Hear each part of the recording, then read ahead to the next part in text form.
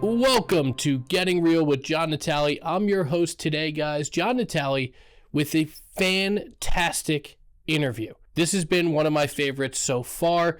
We are going to interview someone who is going to give you an insane amount of inspiration, a lot of wisdom, and a good amount of tactical advice in your business. This is an episode you are not going to want to miss, an interview you are not going to want to not listen to. You want to hear this person's message. She has absolutely crushed it in the last 5 years since getting in real estate. She's also going into all different business opportunities from real estate. One thing we talk about on Getting Real and everything we're doing at our Natale companies is the modern real estate agent is not just about the one commission check. You are about figuring out all the different ways and all the different marketing opportunities you have as a real estate agent to earn income. And today is going to be a powerful one. I'm excited to bring Katie Norton. She's in Jacksonville, Florida. She's a great top agent out there. She's absolutely crushing it in her real estate business, but she's also one of the areas, if not the state's, best stagers that are in the industry. So she not only does really well with real estate sales, she's also built design and staging business over these last few years as she's grown, and now is taking it to the next level. And that's what I'm excited for you guys to hear about today, how she's done it, what it started out as, where she's going with it. And also, we're going to talk very tactical advice. If you're just a listing agent out there, you're not a home stager, you don't hire home stagers, what are a few small things every single listing you have, what you can bring to your arsenal as a listing agent when you go meet with these sellers for them to do these small pieces of advice that will help them get more money for their home. Again, staging is important. It's a very, very important part of the business, especially if your client's decor and furniture and all these different things is mismatched. It doesn't create the best experience. Bringing in a stager will help them sell for more money. However, sometimes there's just these small tweaks that we can do, and it brings a level of expertise. So we're going to go over those at the end of this episode. I want you to hear this entire thing. It is a great interview. I'm excited to bring Katie Norton onto our podcast today. Before we jump into that interview, though, I have to take a minute to thank you for listening to this podcast. Obviously, number one, just for listening. But number two, if you could take it a step further. If you love everything we're doing here, you love today's interview with Katie, all I ask you to do are a few things. Number one, share this episode with someone you think will draw inspiration from it as well. Share it with a colleague, share it with a friend, share it with someone in the industry. Even if they're not necessarily real estate agents, share it with a mortgage professional. Share it with your title company. Share it with someone that will better themselves by hearing it. If you can hop on, rate us 5 stars, that would be awesome. It helps us reach more people that we can help with our message. If you could share this to your Instagram story, share it to your TikTok story, share it on social media, I'd be even more appreciative of you. It just helps us further our mission for less agents to fail and more agents to find the life of their dreams. It's what we're about at Natale. It's what we're about here on Getting Real. It's why we provide all of this stuff for free for you guys, is that mission. I want less agents to fail, and I want more agents to find the life of their dreams. So by you taking the next step and going and sharing this podcast, by rating us 5 stars, doing these types of, making sure you're subscribed if you're watching here on YouTube, by you doing these things, you help us further that mission, and we're so damn appreciative of you. If you're here in New Jersey and you're looking for a great real estate company to join, we are opening up a few spots to join us here at Natale Realtors. We have a great company. We have a 100% commission model for top producing agents, and we have a few different options for everybody in between, whether you're a brand new agent, getting to the next level, and or an top producer in the industry. We have all the options for you. We make your life as easy as possible as a real estate agent. We have all the systems in place for you to get to the next level, no matter where you are, where you're starting. If you're in one of the other 49 states or across the world at this point, please consider joining our Natale coaching program. All the information for it is at natalecoaching.com. Very, very simple. There's links below as well. All the information about what we're doing, the pricing, we're very, very transparent. All you have to do is go view it. There's a link at the bottom. There's a calendar at the bottom to book your call directly with me and get into my schedule. So if you're listening to this and you're saying, wow, you know what, I want to have growth maybe like Katie has, maybe like some of the other agents I've heard from, or some of the agents I see that are working with John and his team of coaches. I want to have that type of growth. Go to natalecoaching.com, book a call with me. It's completely free. There's no obligation. You don't have to sign up. But if you have any interest in it and you want to discuss it and you're ready to discuss it, go to that website, go to that link, search it, and get a call booked with me as soon as possible. If you know a business owner in your life that is looking for expertise on growing a brand and growing their business, especially through social media and some of the other digital marketing techniques of today's world, we have just launched Natale Media, and we are taking clients for early 2025. So if you know a business owner outside of the real estate space, maybe you know someone who owns an HVAC company or an architecture firm or something, a lawyer firm or anything along those lines, and they want to grow with social media and they want to grow a brand, we have a digital marketing agency for them where we not only coach them on what to do, but we also peel back and be able to provide the services to get all the content up, get their Google pay-per-click, get their website updated, get their website done if they don't have one. All of these different things we are now capable of doing. If you're in the real estate industry and you're looking for that as well, that is an option. It is separate from our coaching, but our coaching is included in it. And if it's of interest to you to have someone handle everything for you, then definitely go to natalemediahub.com, fill out that questionnaire, and we will get back to you with whatever information you need. Now, guys, this is the moment you guys have been waiting for. It is going to be an awesome interview. I'm excited for you to hear from Katie Norton from down in Jacksonville, Florida. All right, guys, we have Katie Norton here from Jacksonville, Florida, and she is going to give us a masterclass in not only her story, but also some unbelievable tips, tactical advice, things you can take that she uses in her staging business as well as her real estate business that you can take away from here and hopefully help people that are trying to sell their home. You're going to be able to take a lot of this tactical advice to your sellers in your business. This is an episode you want to listen to.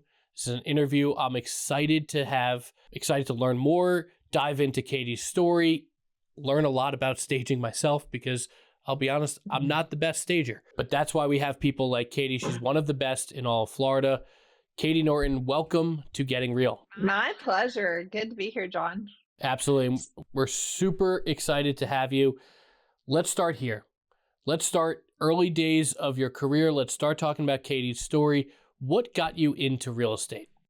So I have a background in direct sales. I was with Mary Kay Cosmetics for about 10 years. I was top 2% of the company, driving a pink Cadillac. And then I was, that's always fun to say, it's like, it never gets old. and then I moved on to another company where I was doing more direct sales in companies for an employee benefit, but still an independent contractor. So all those years of experience kind of prepared me for a life of being a successful realtor. I had watched my aunt grow a successful real estate business, her and her husband, for nearly, well, she won't want me to say how many years, so I won't. A few decades or so. And I always had asked her, should I do this? Should I do this? And what really did it was this little old man walked up to me at a networking event, waddled up. I knew him. We talked all the time. He said, Katie, you'd be great in real estate. And he left. I didn't even get a chance to say, thanks, Tom. And I went home because I thought it was so funny, but it still struck a chord with me because he had taken time to say it to me. And I told my husband, and he said, I think you'd be great too. And if you'll do it and focus 100%, I'll cover everything to get started. And I went, I'm starting a real estate business. And that's what I did. A month and a half later, I was licensed in the state of Florida. And we're looking at the end of, or the beginning of November of 2019. By the end of January, I had my first 3 deals closed and had made $15,000 plus in a month. And I just was like blown away. And once you have a little bit of a taste of that, you really don't want to go back whenever you fought for that all your life. I 100% agree. And that's a fantastic story. And a lot of people have that, right? Somebody who believed in them and said, like, you'd be good at this. Now, we're going to break right into what you just said. Let's talk about those first few days. What helped you get those first 3 deals together? Open houses. 100% it was open houses. Whatever. As soon as I found out during our post licensing course that I could go and do somebody else's open house, I was like, I'm in. Okay, that's all I want is an open door. And I went and shadowed somebody at an open house. I learned a few things from them. I can't say that I was like highly impressed because I felt like they were, I'm just here for the open house. And I just started thinking about, well, what all could I do at an open house to bring people in? And I held the next open houses by myself. At the very first open house I did, I met my buyer that I closed with on January 31st. Like I met him in December, closed in January 31st. He called me 2 weeks ago and said, Katie, when's Friendsgiving, which is an event that I have every year for my clients. And that just told me that I did something right with him. He calls me on a regular basis just to touch base. I call him. And then the next one was the next open house, the very next weekend. I had a fairly new home that a young couple walked into, and they loved the home. It was just exactly what they were looking for, which is not what happens at open houses. Usually it drives business to you for buyers down the road. But they were like, we want to buy this house. I said, do you have a house to sell? They did. I went to their house the next evening, wrote a listing agreement, got it on the market, got them under contract on that house, and we closed on January 17th of 2020. And it was just from open houses. And the one thing I would say, and this is for any like new agent out there listening to this, definitely do the open houses because they're going to give you your reps for asking questions and learning properties and so on. But the other thing is, don't go into that open house thinking, I don't know anything. You just went through 65 hours if you're in Florida of training, or more. If you're in another state, it could have been more. Texas is like 175 hours. You do know things. And they don't have to know that you just started your business. You don't have to tell anybody you're a new agent. Not once in my entire business has anyone thought I was a new agent. And only one person's ever asked me how long I've been in the business. And that's confidence. I was going to say, and that's how you carry yourself, right? That is, it is posture. It's 100% how you carry yourself in your business will give off that energy. And I remember early in my career, I was 19 years old, and mind you, it was 2009. I just got licensed in winter 2008, and it was early 2009. I got my first listing, purely my own list from prospecting, and I got to the closing table, and the sellers were a relatively younger couple. They just had a baby. They were maybe in their, late 20s, 30 years old, somewhere in that range. And they looked to me at the closing table because at that point the sellers still went to the closing. So I would go to the closings as well on the seller side. And they go, so how old are you? Like 26? And I go, do you really want to know? And they're like, yeah, we want to know. And I said, 19 years old. And they go, we would have never thought you were 19. And it's all about how you carry yourself. So I love that you got into the business, you got deals right away, and you did it because you had this energy. It seems like you had this energy that no matter what, you were going to just get yourself in front of people and see what happens, right? Yes. And yes, definitely. And that's a powerful thing because a lot of people kind of fearful when they're starting out to go and do that. So you did it with open houses. Was there anything else you were doing in those early days that you think drove business? Even maybe not immediate business, but like within your first 6 months or first year, was there anything outside of open houses that you were doing? Probably open houses was the number one thing, and it still is a very big pillar of my business. It's been about 37% of my business up until now. And I would say the other thing is I have a large database, but it took a while for me to find my first customer for my database. I immediately had 5,000 people to put in my database that I could probably tell you where I met a good 75% of them. And so I wouldn't say my business all came from there, but the exposure from that has certainly been helpful. I was a member of a mastermind, and it was a women's mastermind. They're probably a group of 10 women. We were from all over Florida, basically. And we just met once a week, and we were, going over a book. We were talking about the challenges of being in business as women. And that was probably the biggest deal that I got referral was from that mastermind. And it just shows how important networking is and building relationships, because that one mastermind led to 9 condos, which ended up being nearly $1 million in production. That's That's amazing. And now, is it just to clarify? Is that women in real estate, or is this women that are business owners all across Florida? We had somebody who was it was actually the matchmaker, the kind of a luxury matchmaker, if you will, who referred the condo owner, the investor, to me. And there was a life coach in there, somebody who was a divorce wellness coach, just a variety of people who own a publisher, different types of businesses. Some of us were small business, and some of us were, some people have very large businesses. But it was a matter of just coming together and networking. I could say that same scenario could happen with women and men. I'm not somebody who's just like all pro women and we all do women's events, but that just happened to be where those referrals came from. And also in my first year, it was kind of surprising. The company that I'm with has a large network also, and they give us a platform where we can put in all of our, our bio and everything like that. And there's a lot of referrals that go on.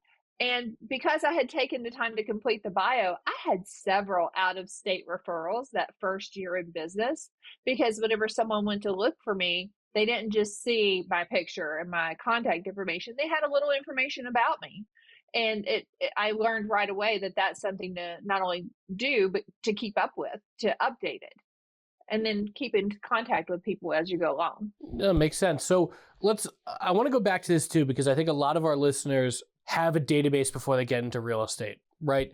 They have not everyone did Mary Kay or, any of the other marketing, I'll call them pyramids, but you know what I mean? Like marketing agency type of things. Direct sales companies. Direct sales companies. Beautiful. Thank you for picking me up on that. A lot of people do these variety of things, or they just, they worked at a company for 20 years and they have, they were, within an organization for a long time, have a lot of people's emails, have a lot of people's contact information, have met people for 20 years. They get into real estate. What did you do? And again, that wasn't your immediate business, because I always say, those people that supported you in another business or another venture or another job are not going to be your first people that support you here. There's just a natural energy. I don't know why it happens, but it just always does. But what did you do to leverage that sphere? I'm interested to hear.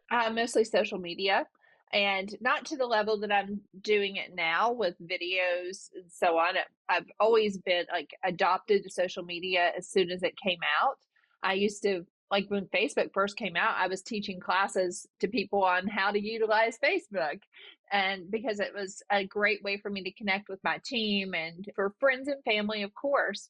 But I think because I built relationships and I've been very authentic on social media, I keep things authentic, but lean towards the positive. Not everybody has to know everything in your life, but I think that that's because they look forward to seeing me there. But the way that I've kept in front of them is making sure that I'm literally connecting with every person on my database at least once a year. And that doesn't sound like a lot, but whenever you've got 5,700, which isn't a lot really in the influencer field, that wouldn't be a lot, but in the average person, that's quite a few numbers. And I've at least said happy birthday to every one of them in 3 different ways. And that makes me in front of them, as well as I get to see what they're doing in their life. 100%. So I love that. So we're making sure we have this database. We're making sure we're connected to them on Facebook. And if we're going to get into some of the social media stuff you're doing, especially now. But Katie has a huge Facebook audience. Again, not in the grand scheme of things. Is it, 500,000 followers? She's this massive Facebook influence? No. But she's the perfect example of someone you probably want to go and follow, see what she does, because it pulls back a lot of business for her now, and it has over these last 4 to 5 years as she's been in real estate. And I love the fact that you are realizing that's where your audience is, right? The people who subscribe to you, bought through you, through Mary Kay and or any of the other organizations, anything you've else done prior to real estate, they are still connected very much on Facebook. Right. And we're all talking about, we talk about all the different places you should be on social media now, different content creation, TikTok, YouTube, all this other stuff.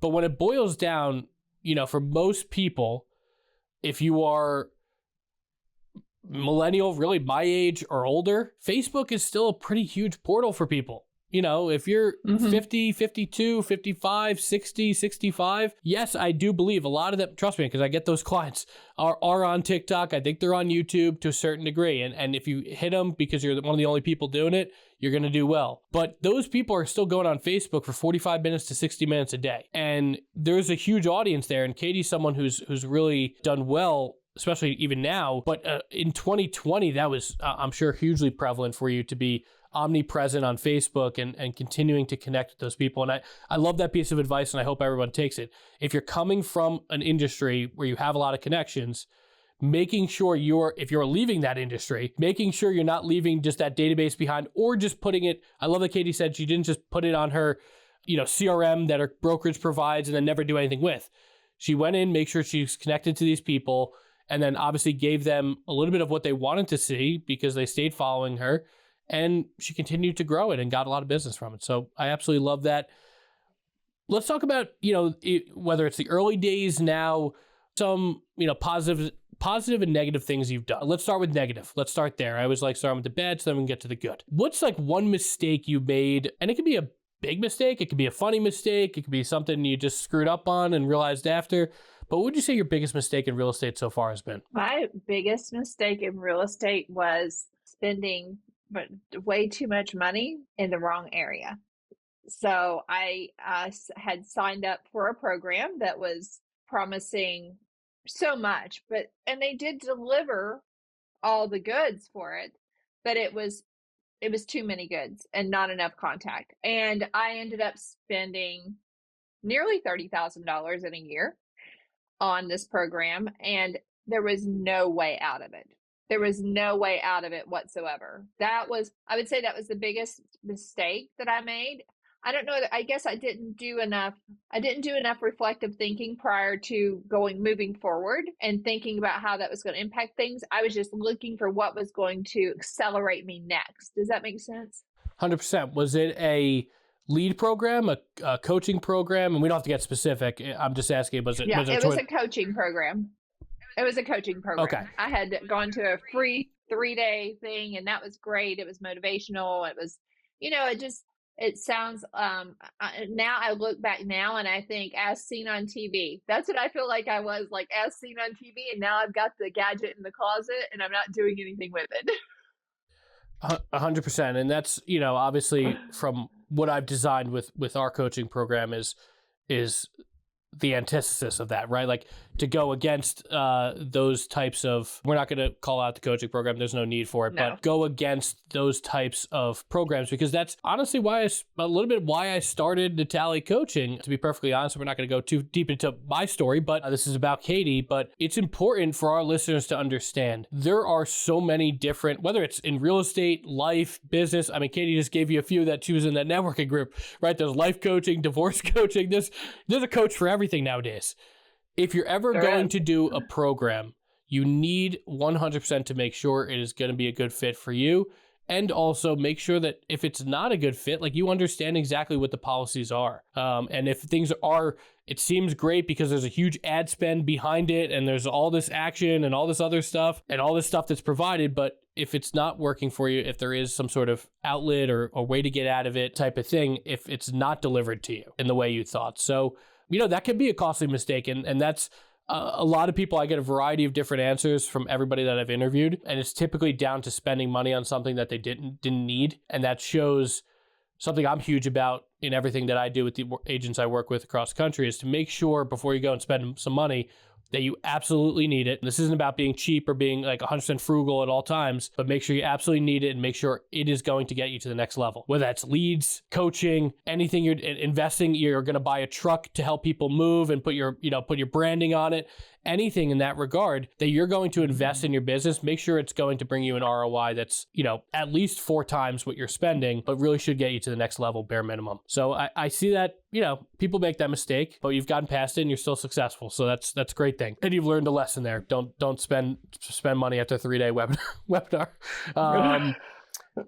Let's go to positive though. So that's not, listen, that's a big number to spend to make a mistake, but you made it, you're past it, you're still successful. Let's go to a positive. What's your biggest win in real estate? Can I tell you, it's very cliche. It is, because I really honestly believe it's the people that I've met. They're the win for me. I have one couple, they call themselves the Avenger couple. I met them at an open house, of course, and they fell in love with me. They had somebody that they had contacted before they arrived in Florida. They were coming here from New York, and that was going to be their realtor, but they had no relationship with them. They came into the open house in the middle of COVID. They had to wait in line to get inside and so on. We had a long line, and I said, so where'd you fly in from? And I'm probably going to mess up my own joke here. And he said, oh, we just flew in from New York. And I said, your arms must be terribly tired. So they love me. They fell in love with me. And we do so many things together now. They're like extended family for us. They're in our house for the holidays. We go to dinner with them. We get postcards whenever they go out of the country. And I'm the executor of their estate now. So it's the relationships that I've built that are probably the absolute most valuable to me. Have there been other great things? Like, I'm excited about the staging business and other opportunities that I've had. But those relationships where that person down the street that I helped them get their house thanks me every other week for helping them be closer to their grandkids, that's what means something to me. I love that. And what do you think drives you to succeed at this point? I always say it's probably my son's probably always in the back of my mind's always the number one thing. And he's 30 now. There's different things, but it's not that I need to provide for him, although sometimes. So he is 30. But it's not that I need to provide for him. He's a grown man. He's working, making a living. It's that I need to leave him with an impression of what's possible. I want him to know that, at 30, I didn't really have all my shit together either. I didn't, excuse my language, but there's still time to have so many different successes.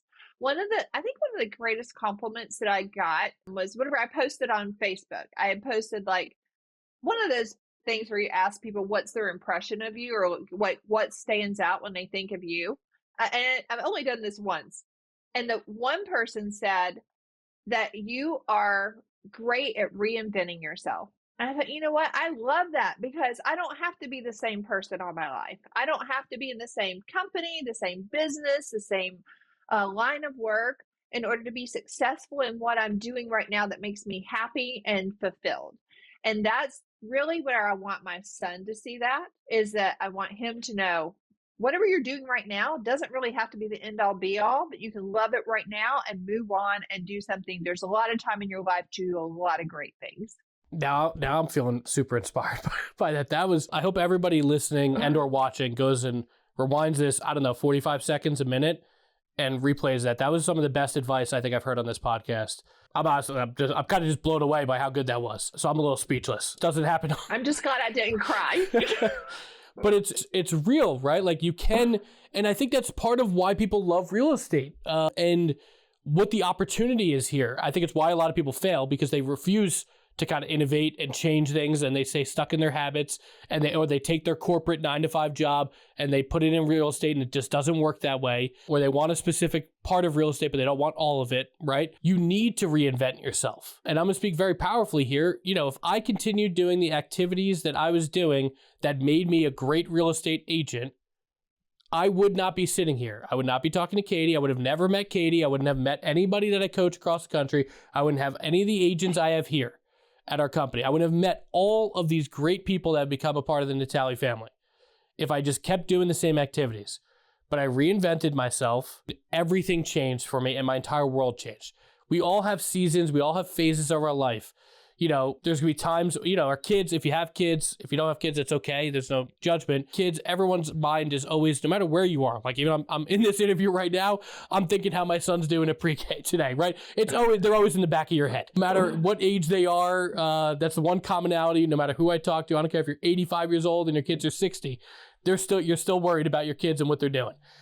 That's always going to drive you. But I think that mentality that you will figure things out no matter what is what makes people successful in real estate. And that's one thing I've noticed about Katie is she figures things out. Some people work in more chaotic environments, not as organized, more organized. That doesn't matter, but being able to just figure things out is a superpower. And Katie definitely has that. And I think it's because of that mindset she just displayed. So again, maybe now after my 2-minute spiel, you go back 2 minutes and 45 seconds and re-listen to what she just said. Do you think there's anything, because I'm usually pretty big on this. Do you think there's anything from your childhood or just earlier in life that gives you that mentality or that drive to succeed? I think watching my mother and probably anybody could answer that, but I think that she was an incredible woman she was married to my father for 13 years. He left 12 times in 13 years. She had 5 children. I was the one child from her and my father, and the other 4 were from her first marriage. And I don't necessarily admire her sticking by him all that time, but I admire the fact that she was able to raise 5 kids that have all been in their own right, have their level of success, some greater than others, but that she was able to do that and still have this wonderful, positive, for the most part, upbeat attitude. She took care of herself. I mean, I remember stories of her. We lived 6 miles from the nearest grocery store. And whenever he left, he took the car, and she was walking from the grocery store to our house in the country, over the river and through the woods. A neighbor saw her and gave her a ride, but still, that's what kind of determination she had. And she really was successful. She was in 30 years of income tax work, and she was very respected by people. But the one thing I remember her doing whenever I was growing up and working in her office is she would tell me every morning, you need to be up, dressed, and ready to go, even if you're not on the schedule, because there's an opportunity that you could get called in. And that one piece of advice has really made it to where I've gotten so many different opportunities where I could just, because I was up, ready, or at least could throw on a dress and walk out the door and go get that piece of business, or go get that opportunity, that listing appointment, that buyer's appointment, that Mary Kay facial that turned into a $300 sale. That she was always ready for something to happen. She taught me to be that way. And that's it. Try not to get too emotional here, and it's okay to get emotional, but try to pull that one back. Yeah, no, and it does. Whenever we think about the determination of our parents, and I think your mom was a great woman from everything you're describing, and no one's a perfect human being, and no parent is ever going to be perfect. We're all, again, especially if you have kids, you realize you don't know anything, and your parents didn't know anything, and we're all just trying to figure it out. But yeah, that's a powerful story about drive, about motivation, and being ready. And I think there was some advice in there too. I always believed it from when I was basically graduated college at 21 and was in real estate. People would call me crazy, but I would get dressed every single day. Now you're probably watching this, and if you watch my content, you're like, John, you wear a black t-shirt every day. But I've been doing this 16 years. I think I deserve it now. But I'd be 22 years old. I'd be sitting in, whether I was still living at my mom's house at that point, or when we got our first apartment at 23, I would get dressed up in khakis, a dress shirt, sometimes a jacket, just to make calls in the freaking dining room. Right? Because you just feel better when you're ready. And then at the same time, if someone's like, hey, yeah, just come on over, I'd be like, sure, I'll be there in 10 minutes. Rather than, oh, wait, crap, now I have to get ready. And not, as a man, it doesn't take us that long. But we all get the point here that if you act as if you're ready for the business to start coming to you. So I do like that fact of just being ready, right? Let's pivot here. If I could add. Go ahead. But is that another thing that inspired me, and particularly whenever I started real estate, and people would say, well, why? What was important to you about it? My mom, through all of that, kept her house that her and my dad had bought for like $10,000, and her mortgage payment was $100 a month. But she kept a roof over our head, a well cared for roof. And that home, if I could shake it upside down and get the memories out of them and take them and put them somewhere in a treasured box, not all memories are good, but there's quite a few that were. I would. It was very emotional whenever I went back to clean out the house and then find an investor to buy it. And then he let me go on the journey of it renovating. I thought my mom couldn't have been more proud that house was everything it was to us and everything it will be for someone else. And that's another thing that real estate means to me. Yeah, and that's the, whether it's your own personal story, but when you're personally invested in this, right? Like it's a family member's house, it's your house that you grew up in. A lot of us lose touch with the fact in real estate, because we do it every day. We deal with deals, we negotiate, we go back and forth. We, sometimes negotiations get ugly, sometimes inspections get ugly. There's appraisal issues. We deal with all this stuff all the time. We forget for so many people how emotional this is. And that's one thing that I think helped me propel in my career. And anybody that's been successful, if they're not paying huge sums of money for leads, it's typically because they've gotten really good at that emotional connection with people and really tuned into, like, I always tell people, like, you're not selling a house. You're selling Christmas morning when Johnny's running down the stairs and going, like, this is where the Christmas tree is going. Or this is where, we can have our entire family here for Thanksgiving. Or when you look out the back window of your master bedroom, this is your view every morning when you wake up. How nice would that be? That's what you're selling. You're selling that dream. You're selling that moment in time for someone. And people equate that to, like, oh, I'm just going to do price per square foot and all this other stuff. Like, great. That doesn't matter to people. What matters is the actual things. And now if you're talking to an investor, totally different story. For them, it might be just about a return and all these other things. But the vast majority of people who are buying a single family, a condo, townhouse, just buying a normal home for themselves, they are looking for that. And a lot of us get peeled away from that and just make it an emotionless process. And a part of our job is to obviously take on the emotion, but we have to really understand it. And if you could take that level of what Katie just said, like that feeling of when it's your personal home into a lot of your transactions, you will be a much better real estate professional. No matter if you're a real estate agent, mortgage company, it doesn't matter who you are if you're listening to this. If you're in the real estate business, if you could take that level of care with your clients and your transactions, trust me, they feel it. And they're going to come back to you time and time again, and they're going to make sure when my best friend Katie's looking to move, Katie, you know who you're calling? You're calling my agent. You're calling this guy because he's the best. And it's not necessarily that you have to do the different marketing techniques. It's because you made them feel the best. And that's really, really important. So I love that you brought that up. We're going to pivot now and go into what you're doing now, because you propelled yourself. You had great success in real estate. You got in 2019. You went 2020, 2021, did very, very well for yourself. And then at some point there was an inflection point, not necessarily where business was bad, but you really got interested in the staging and design staging and design phase of the business. Tell me about that. What kind of started that energy for you? And let's get into that portion of your business now. I didn't realize it until we were talking earlier that the very first house that I listed was probably, and watching them do everything that they needed to do to get it ready was probably the first catalyst of what I'm doing now. Because brand new first listing, no experience in listing a property. I went in naturally and said, here's your list of everything that you need to do in order to get the house on the market. And they did it all. And I was like, oh, wow, if you give people clear instruction, they'll do it. And I've had that experience with nearly every listing that I've put on the market. And I found that I was bringing them a higher return on their investment because I was able to go in and point out, hey, look, we need to get this bathtub caulked. We need to get these walls painted. Here's a list of everything. Oh, you can't do it? Well, let me give you a list of some vendors that I trust that can do this, which turned into me doing renovations. And renovations they're a lot. They can be a lot of fun. They could be a big headache.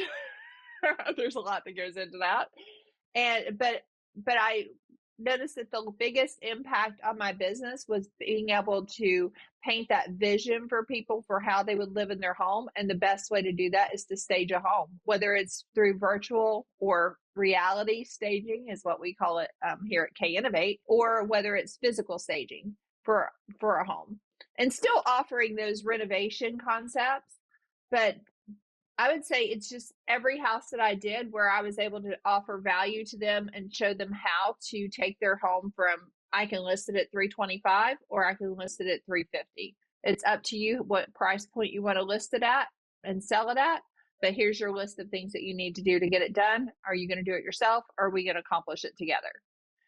And then taking it into the staging. So let's peel back some layers here. So even from early on, we always gave a list to sellers of exactly what they should be doing before bringing it to market, correct? Yes. And at some point in there, a few people said, listen, Katie, great advice, but, I don't know how to do this, and I don't have someone. So you kind of stepped in with people that you knew already. Did you have to research people? How did that all work? So some of it you have to research, especially like maybe you've never had a plumber that you've worked with before, so you're gonna research and find out who's recommending what plumber, right? But because of my years of networking and networking groups with my other businesses that I'd already built strong relationships with the trades industry. I was doing benefit presentations in the air conditioning companies all around Jacksonville, so I'm a member of that association. So I had trade relationships that I could rely on and tap into. The one project I had been referred a listing from another agent that didn't live in the area. We went in and it was a $800,000 listing. We ended up selling it for $825,000, and I oversaw that whole project of getting everything ready for them because one, the owner was in poor health condition. They weren't going to be in the area. There was an executor that was making all the decisions. They lived in Arizona.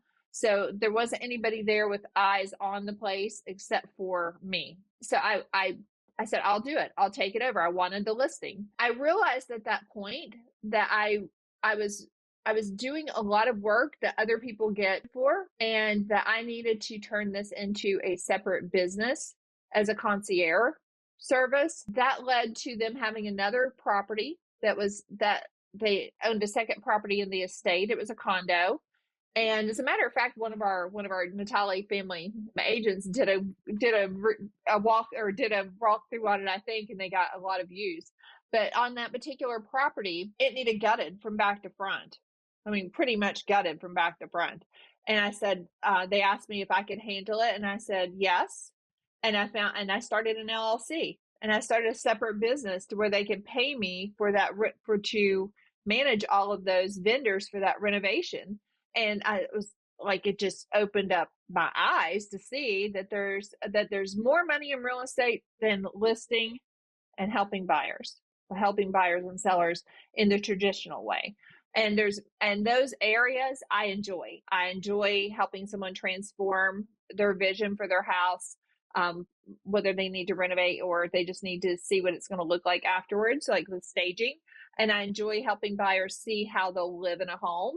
And I just took it to the next level and started working as part of it's really part of my menu of services for my real estate business. And once people found out what I was doing in my own real estate business, and word gets around that you're staging homes and they're seeing your home sell, that they start saying, hey, I've got a property. Would you quote this property for me? And then things just fell into place, John. Once I made that decision. So I've been doing things all along for the past 4 years, things that were building and leading up to this moment. And then this year, whenever I made the decision that I was going to do full staging and not just partial staging, I was going to be going all in. I was investing. Opportunities opened up. I was able to buy someone else's staging business, buy the inventory of someone else's staging business, bring them on as a mentor to me. And what else happened? Oh, and then I had a couple of model homes that I was able to actually buy furniture from. So it was like serendipity. It was all meant to be. I do work with a couple of mentors in the staging industry, so that's been helpful as well. We have something called reality staging and reality renovation. If we want to get into that, we can. But I don't know that I answered your question. No, it absolutely did. It actually told the entire story of how you got here, right? We were break that down, and so that person that made you have the decision, okay, I'm going to monitor, I'm going to overlook, I'm basically going to be the project manager for the renovation. Yeah. Mm-hmm. You opened a new LLC. So that's when it became, okay, this is a separate entity where now I'm getting paid to do this, plus also getting my commission, right? We weren't just rolling these services in our commission at that point, right? Right. So my initial was I was going to roll that into my commission. And I started thinking about it. I thought, why am I paying my broker a percentage of money that has nothing to do with the real estate transaction? And I spoke to my broker about it, and I said, if I'm overseeing a project, is that real estate income? He said, no, that's 1099 income. That should be separate. And I was like, light bulb, never do anything else that's rolled into my commission. And I will clearly define, this is the compensation that I'm getting for real estate. Now let's talk about the projects that you have that we need to do to get your property ready for the market. 100%. That's And then it led to me being able to renovate for buyers that were coming in from out of town, and they would find the property that was like, especially in the market of 2021, right? It was you took what you could get, and I can see what a property can become. So I'll say, look, if this is the floor plan you want, I'm not worried about you having 1972 cabinets if you're willing to invest in your property. Let's put a design together, get a team together, get all the quotes that you need, and you decide if you want to move forward that way. We'll get the property at a great deal, and then we'll just transform the property. it's a great service, and that's how we've done this a couple times now. We got into doing it a little bit this year, mostly like friends and family that needed it first, because that's where you kind of have to start, where you can really trust. Now, also ask this. So like the way we've done it is we've paid for the renovations and then we recoup the money at closing, and it could be separate. It obviously depends on the amount. What we've done it for is small odds and ends, new flooring, painting, cleaning up, a few things like in that regard. We haven't gone full reno. We're not spending $100,000. We're not outlaying, our bank account for one project. Do you typically, now it might be different now, but in those first few, did you get paid at closing for some of the renovations you were monitoring, or did you get paid separate, like in the moment, like you got your X amount of check for monitoring this, and if the house sells, great. If it doesn't sell, you still got paid for doing that portion? So I got paid on the first one. I got paid in advance, and it was I didn't know how to price it, to be honest. I had charged her a nominal fee compared to what it was worth. She ended up tipping me at the end $9,000, like because that's how much it was worth to her. I was like, oh, okay, I learned something from this. I learned a lot from that. People are willing to pay for a great service. And then the second one, I think that they just wrote me a check. They wrote me a check for half at the beginning of the project, and then halfway through the project. Now, if I'm doing any kind of project where I'm going to be managing any kind of services, I get paid in advance. I get paid up front before anything else. Non-refundable, but they can guarantee I'm going to be there every step of the way. I just finished a project where we just did a built-ins, and I designed the built-ins, designed a pantry for the kitchen, worked with my cabinet company to do that, and then redesigned their laundry room. And of course, they paid me in advance for all the design services, and I coordinated vendors for them to meet and interview and get the work done. No, that's fantastic. So again, there's different levels of this. Katie's, I think, far and above beyond what I was talking about in terms of renovations. But there's different ways to do this, guys. And I want you to hear that, like, the way I've done it is we've basically fronted the money, which I think is actually kind of silly, but in some ways, we're also charging a much bigger premium on the commission too. That's the way we've done it, is where we would have charged X, we're adding sometimes 1 or 2 percentage points onto that, just for basically, that's the interest, right, on the money that you're loaning out the few $1,000s to do a few things. Or the seller could just, you could just give them the list, they go take care of it. You could provide the people and they could pay for it. But we've done it that way so far. But I love the idea of, if you're going into like doing a pretty big renovation, you're actually overseeing a lot. For us, we kind of just send there really is not much. Hey, go do these things, send us the pictures after. We're going to start showing and be done with it. But if you're replacing the kitchen, the bathrooms, opening up layouts, doing a bunch of different stuff, not just laying a carpet in a bedroom type of stuff, I think if you're going to be managing that type of project, I think if you're hearing what Katie's saying, you can get paid for that, and you should get paid for that and make that outside of the transaction, because you are overseeing a process for someone and you're providing value. I love that you do that.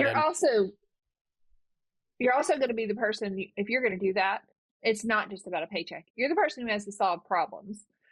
For instance, on this job that we just did, we had to get all the tile ripped out because the original vendor that we brought in sent a sub, and the sub did an inferior job. And the client wasn't happy. I wasn't happy immediately whenever I saw it. So we had to have it all ripped out and then hire another contractor to come in and do it. Now, the first contractor paid for a good portion of the materials, and we didn't pay them for any of their labor because it was such a crappy job. But you have to be the problem solver. The contractor damaged the floor that was just put down. Now I have to solve the problem of who's going to pay for the floor that needs to be repaired. Your subs are everything for you. But as I think about this, John, this is like what I enjoy most is the design work and the staging versus physical and virtual, if you will.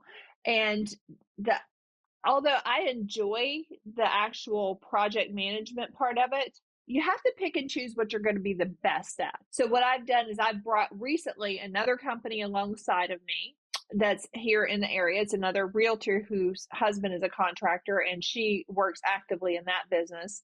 And I brought them along beside of me to be my go-to company to be able to execute any design that I offer a client. And recently I was just tapped on the shoulder to come and do a golf club to renovate, like to do a design and renovate for a golf club.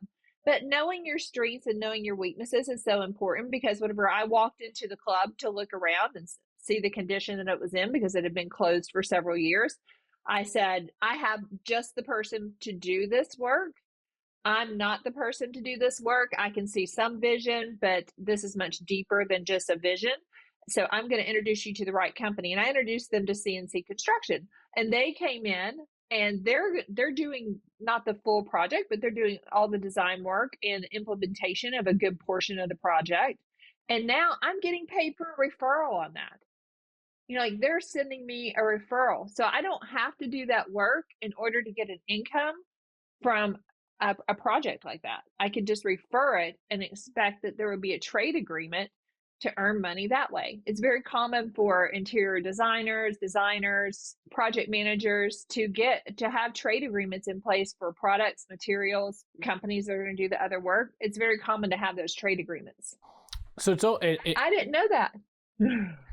I wouldn't have known it either if you had never told me. So it's almost like an affiliate deal, right? Like I have a few affiliate deals with yes. companies that pay me for my brand, right? When you bring people to them, they pay you every month a portion of whatever someone spends on their product or service. So it's almost the same thing. So like if you're recommending, well, you tell me actually, because before I even give an example, like give me another example outside of like a construction company, but now you're going into stage a house or design a house. What's another way you could be earning income outside of just the person paying you to stage? So I just took on a client that I sold them their house here in Jacksonville. They're moving here from California to Jacksonville, and he mentioned that he was not sure if he was going to sell all of his furniture and stuff and just buy new stuff when he gets here. I said, well, have I mentioned that I have a design and staging business? And we got to talking. He liked the idea of me designing his house. We did a consultation to find out what his style was. I designed his primary bedroom, living room, dining room, guest room, and at the basic level is what an office at the basic level, because when he gets here, we're going to see what he does bring and then incorporate it. But just for doing that design, I was paid a fee, and installation, I was paid a fee for that. And then on top of that, just in ordering the furniture and having like the savings that I get for myself, because I'm the one placing the order, was another $1,000 that I made between the price that I was able to quote and the price of the furniture. And that was with me even giving him a little bit of a little discount on his. Like I gave him whatever they said online that I could give him. And then I called the company and said, look, I'm ordering, $15,000 worth of furniture. Let's see where else I can have some savings. And it totaled up to $1,000. That's fantastic. So you're able to make it from the furniture company for placing the order through them. Almost like like I said, affiliate deal, almost a la a travel agent, right? That's how travel agents get paid. Yeah. So, and you're doing it on top of, now I want everyone to hear this. This isn't all that Katie does. She sold the house, so she made a commission. And this is what I'm all about. Like if anyone wants to know what I am all about, is real estate professionals are no longer bound by the real estate commission. Real estate professionals going into the next decade are going to have to figure out all the different ways in which they can make money. And it doesn't mean you're going to have to pull all the levers. You're going to have to pull the levers that you're good at. And some of these ways will pay you $5,000 a month. Some of them will pay you $50,000 a month. You're always going to have your real estate business. You're always going to have sales. But there's so many different ways. And that's why I knew Katie had to come on this episode. And I wanted to not only hear her story, but you guys hear the power of someone who's doing this in real life. And we haven't even gotten to the staging advice. We still have to get there.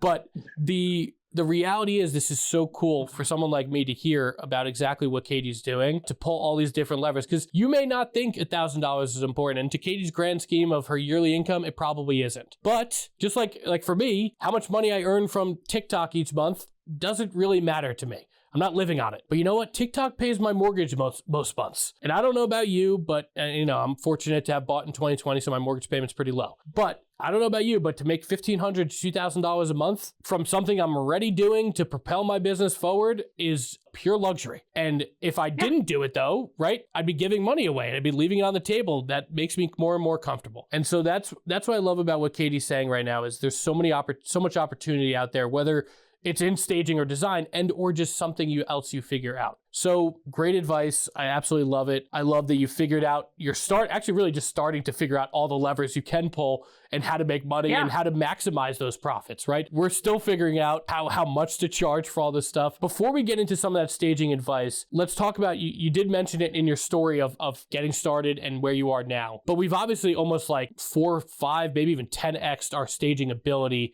in the last 6 months and somewhere in the last 6 months. Yeah. Realistically, maybe the last 3 or 4. Let's talk about how you've gone from, okay, I've had a staging business that I could stage a couple things here and there to now what you're doing and the ability you have there in Northeast Florida. I'm still trying to figure out whether my husband is excited about the business or scratching his head every weekend, because right now, I mean, like, we're putting in the sweat equity on this business. I mean, we have a couple people that we hire contract labor to help us, but we're putting in sweat equity. We're both moving a sofa, okay? Every weekend it seems like there's a sofa being moved.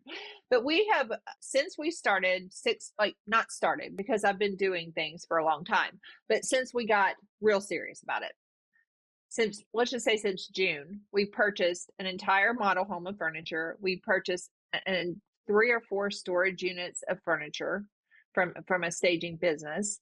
And since then, we've been acquiring other pieces rapidly, because right now I want to say we have 7 houses staged. That I just did the 7th house yesterday.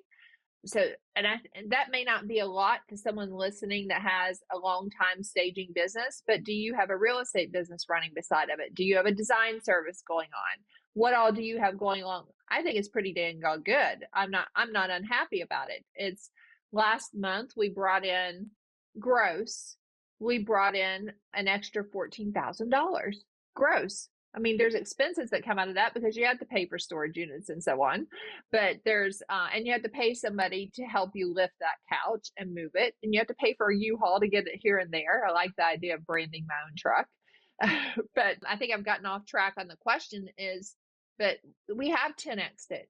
And it seems like every time I think, oh, we've got enough, there's another phone call. I'm going today to look at a 4,100 square foot house in Ormond Beach. That'll be a luxury property, $1 million+ property. And that'll be our first $1 million+ property that we stage, because I'm claiming it now that we are going to be getting that house. We will have to make a significant investment in a different style furniture, a higher quality furniture to stage that house. But we're ready to do it because we know as soon as you hit that market, you're going to get calls for the other houses. You're getting calls for the next $1 million property. We have another one that's $800,000 over in Orange Park that we just did a quote on. We're hoping to get that one. It's on the market. It's been struggling on the market. It's going to go back on the market. They're taking it off and putting it back on the market in January. They want it to come in with a fresh new look. And we've made a quote to get that one.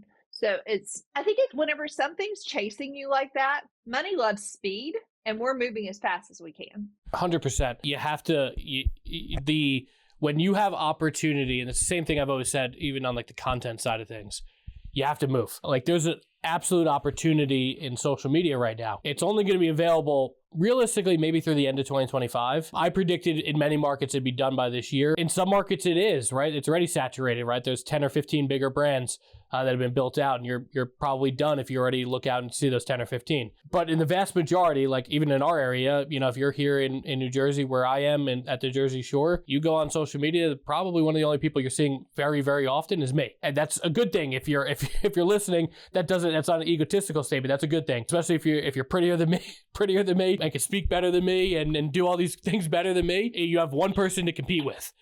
Very, very soon, that competition is going to be, 10 or 15x. So I love the fact that you're bringing up speed, because you have a chance here to grow this thing pretty dramatically, and you are. I mean, I think about our conversations 2-3 months ago when this was really starting to happen to what they are now, and everything is just, wow, I got this one. Wow, I got this one. Wow, we're doing this. Wow, we're investing here.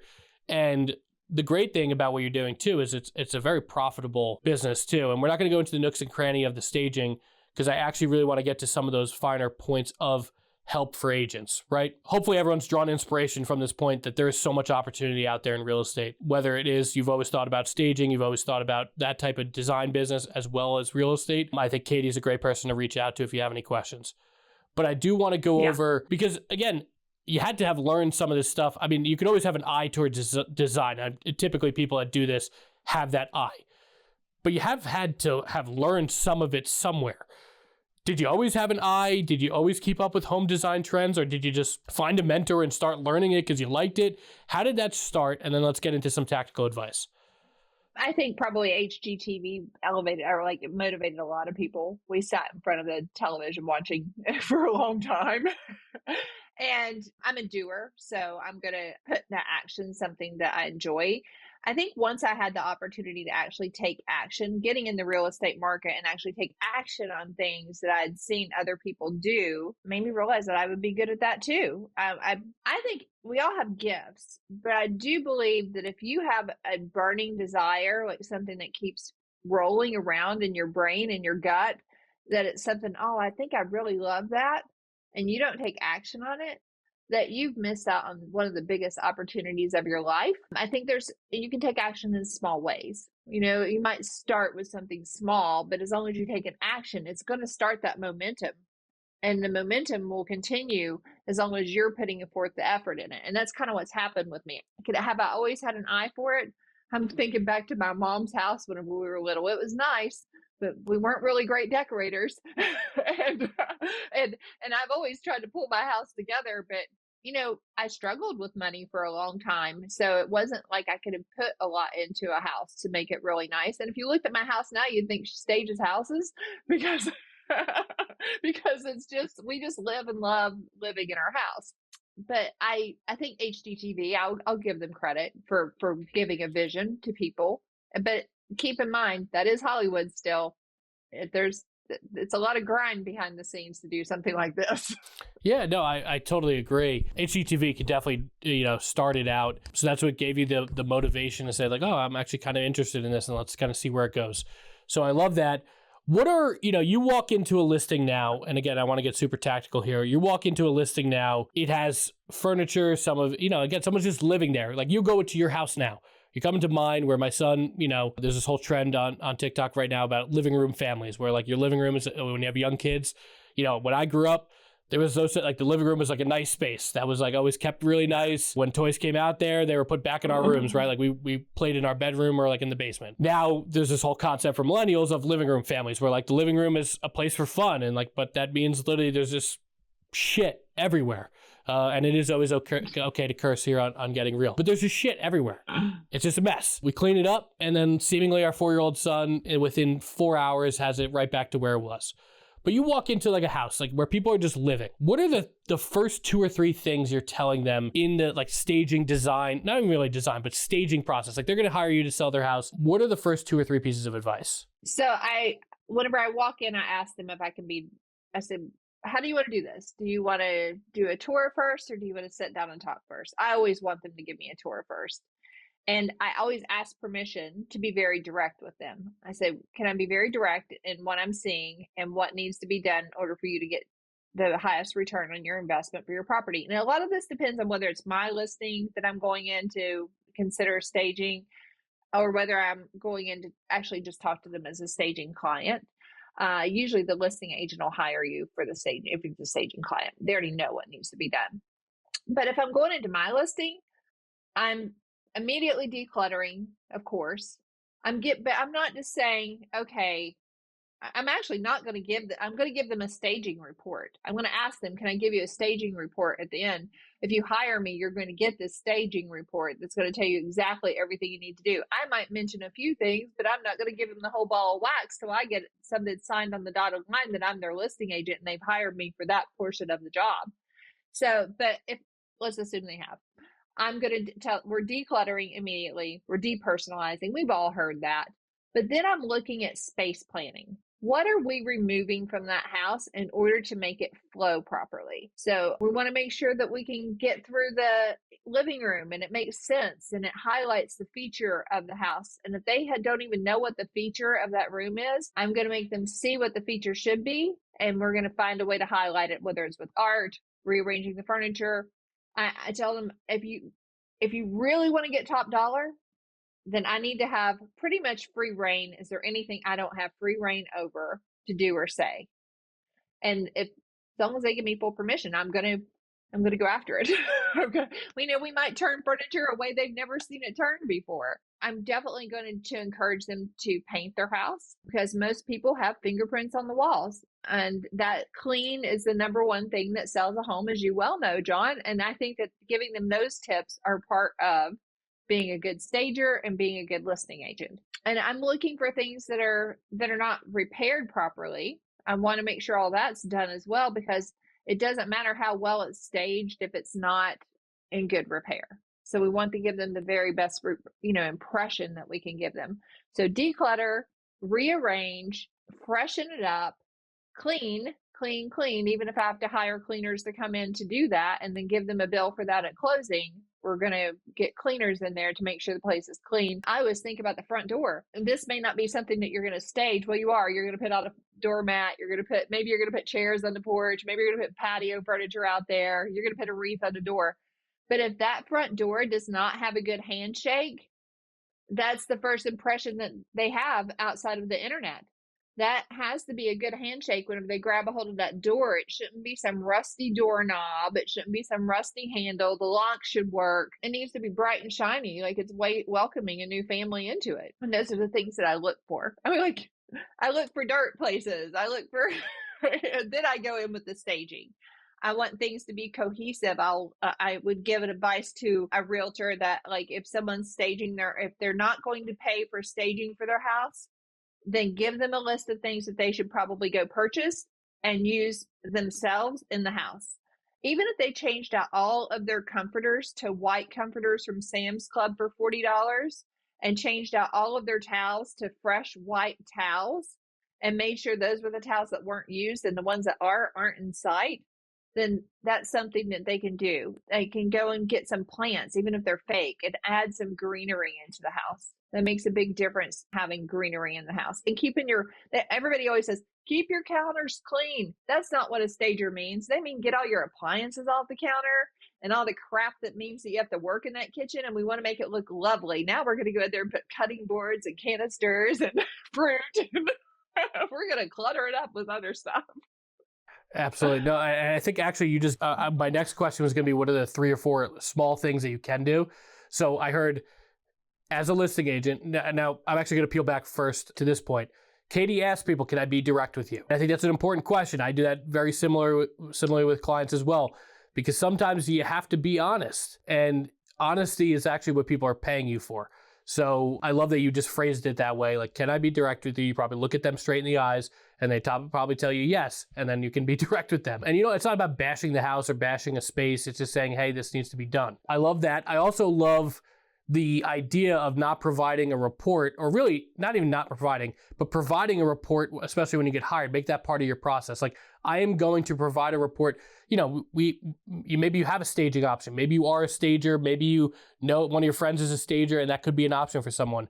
But I think a listing agent should have some basic knowledge of staging a home, so it can appear as great as it can if someone doesn't want to invest in staging. I think they should, but they don't always have to, right? And I think if you have a report that just says, here's the 7 things that after, like, put your letterhead at the top. It's Katie's report on selling 123 Main Street. Here's the 7 things that I think would bring the biggest return on value that you're going to see. I think that's a great idea too, as make that part of your listing process. And then I heard a few big pieces of advice. 1, white comforters for the beds, especially if you go to Costco, Sam's Club, BJ, somewhere like that, get them, as cheap as possible. White towels in the bathrooms. Obviously don't use them, especially don't wet your wake up, or, use them after a shower and soil them and get them all dirty after, right? Keep those out.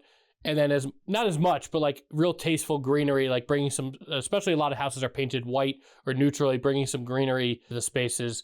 Would you say those are the 3 things, like every listing should do bare minimum? There's one more. One more would be to, oh, and don't forget, clear the counters. You really don't want appliances on the counter. But whenever you come in and you see little small rugs everywhere, like a little small rug in the bathroom, you don't want that. You want the big rugs that lay underneath of the living room furniture, the front legs of the living room furniture, the one that goes under the bed, and like if you have an office, the one that goes under the desk, the dining table. They need to be the proper size. And any of the little runners and crap like that, they make a house look small. They break up the floor and they make it look just too busy. So get rid of all those little tiny rugs. Don't have those laying around, especially in the bathrooms, because that's like having carpet in the bathroom, and we all know that's a real bad idea. So get those out of there. You don't need those in there. And take down those, if you have doily type curtains in your house. I mean, this is 2024, almost 2025. Let's go on to Pinterest. Let's go on to even HGTV or whatever. Let's look and see what they're putting on their windows, because putting curtains that are too short and putting curtains that are lacy, outdated curtains is not going to bring value to your home. I usually tell people, let's get rid of those. Let's open up the windows and make sure we can see. Get your windows cleaned. Those are things that make people fall in love with the house whenever they walk in and they feel good in it, instead of thinking, oh, it's old, it's 1982. And your curtains could do that to you. I love that. That's all great advice. That's really what I wanted to get to for people, is those small pieces that you could take from this episode, and now when you go to your next listing appointment, things, especially like I think the comforter thing, I've never even thought of that. That's such a genius thing that always brightens up a space, right? And it shouldn't be an issue for people to throw on top of their bed. The runners I never thought of, and now I'm thinking about the amount of runners I have, and we don't have that many, but it's just in the various spaces of our house. I'm like, wow, I'm gonna go throw those out now. But we're not selling our house, right? But yeah, it does. A lot of it makes sense, and I love that the basic tactical advice you're providing for people right now. I have two more questions for you now that we pivot past staging. Number one, the first question would be kind of back to real estate now, is as we wrap this up, these are our final two questions. What is the one piece of advice you're going to give someone? You being a brand new agent, just got into the business. What's the one piece of advice as someone who has a handful of years experience doing this, has been highly successful, is now launching different operations and businesses from her success? What's that one piece of advice, and you can only give one to that brand new agent? Act as if you have the experience. That doesn't mean you have to know everything. It's okay. How many times have you just walked into Walmart and asked the customer service counter, do you know where the towels are? And they go, oh, I'm not sure which aisle it is. Let me check. It's the same with real estate. Act as if you already are experienced in this business. Don't have to reveal how many years you've been in the business. Your attitude will do that. So have good posture. And whenever someone says, XYZ, how do you apply for your homestead exemption? You can say, you know what? I don't know the exact steps for this county, but I'm going to get you that information. Be the person, be the source, be the resource. No, that's what I mean. You know that saying. I'm going to get it right in a minute. But, be the person who, you don't have to necessarily be the source, but you can be the resource for getting to the source. And you don't have to be the person who knows it all. And as long as you're posturing yourself, you're going to be successful. 100%. I love that piece of advice. So last question, you get to meet your 10-year-old self. So you get to meet 10-year-old Katie out on a playground, think about your childhood, anywhere you had fun. You get to go maybe on the swings next to her. Hopefully this doesn't make it too emotional, because sometimes it does. And it's okay if it does, because it's kind of meant to a certain degree. But you get to go meet that little girl. What's the one thing you're telling her? One piece of advice or one reflection as someone who, has lived a good life so far, many years ahead, but it can have some reflection about their life. What's that one thing you're telling her, or that reflection piece? That you don't have to settle, that you deserve more. You don't have to settle for anything. And what I mean by that, it seems kind of obvious, but especially to a young girl, I would say to Katie, Katie, you're worth waiting for, and there's the right people that'll come into your life that are going to be people that you don't have to settle with being around. And I think the relationships that you and the people that you surround yourself with are probably the most important choices that you make in life. And there's no reason to settle for second best whenever there's an opportunity to go out and find who the best really are. Love that. Absolutely love it. And I totally agree. We should all never settle. Whether we're talking to our 10-year-old self or we're talking to ourselves right now, however old we are, you should never settle. And I love that. Katie, this has been one of my favorite interviews so far. This has been fantastic. Learning more about your story, getting this tactical advice, hearing how you've done it and are doing it, really, right? It's not even, you're not sitting here having done this 15 years ago. You're doing it right now. And that's why I love bringing people like Katie onto this experience on Getting Real. So I thank you. If you're in Florida, you're in Northeast Florida especially, you need one of the best stagers in the state. Katie, what's the best way to reach out to you? Whether it's Facebook, social media, what are your handles? What's your website? Give us all those details. So you probably have a comments to put this in later on, so I'll definitely share that with you there. But you can probably find me the fastest through social media, through Facebook, and it's Katie Norton Realtor. So you'll find me there and can send me a message. I don't care if they call me; they can call me. Want my number? We'll keep your number off here for now. If you find Katie, go to all of her links will be below to connect with her. Yeah. On all of her. Katie Norton Realtor on TikTok as well. Yeah, and again, if you're in need of a stager or you're exploring this idea of doing something similar, I know Katie's an open book, so definitely reach out to her. Katie, thank you so much for your time today, and thank you for joining us here on Getting Real.